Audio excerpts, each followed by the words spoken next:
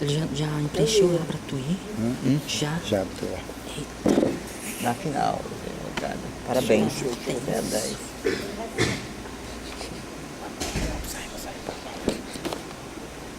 Quer esperar só ele pra ir embora? Eu já posso ir embora, será? Ao Magão. Vê se ele é bom melhor do que tu. Duvido. O meu foi tu mesmo.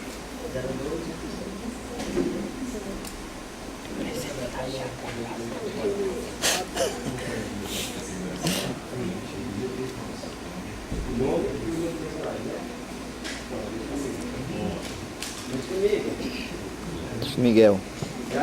Tá pensando em ser, velho? Agora eu gato eu vou morrer.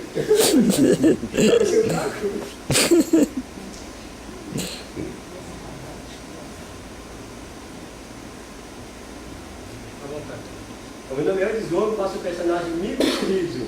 Gente, eu vou contar uma piada de bicha. A bicha pegou um topique notado, de repente a topique começa a pegar fogo. Aí todo mundo apavorado, aí o outro se levou e diz, olha, as mulheres descem pela porta traseira e o homem desce pela porta dianteira. Aí a bicha se levou e disse, ei, e a bicha tinha vergonha queimada, é? A bicha chegou na manhã e disse, mami, eu não vou mais pro colégio, mami. Por que isso? Porque lá no recreio, eu me recreio todo dia lá no recreio, me chama de viado, mano. Como é a história aí? É, mano, lá do recreio, eu me recreio todo dia, me chama de viado, mano. Pois vai pra escola, como for, mandar do recreio, pega, senta com o vinho da cara dele, muito bem da cabeça. Eu não, uma mulher tão bonita. Então, 3 vezes resolveu deixar pra de beber. Disse, Zé, vou fazer beber, já tá certo, Deus, Zé. Aí resolveu fazer a pescaria da pescaria.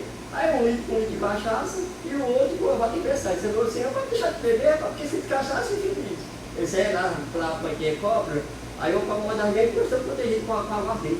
Aí olhou para o outro com a caixa na mão, e nessa caixa aí, ele disse, isso aqui é uma cobra, olha lá, não tem cobra.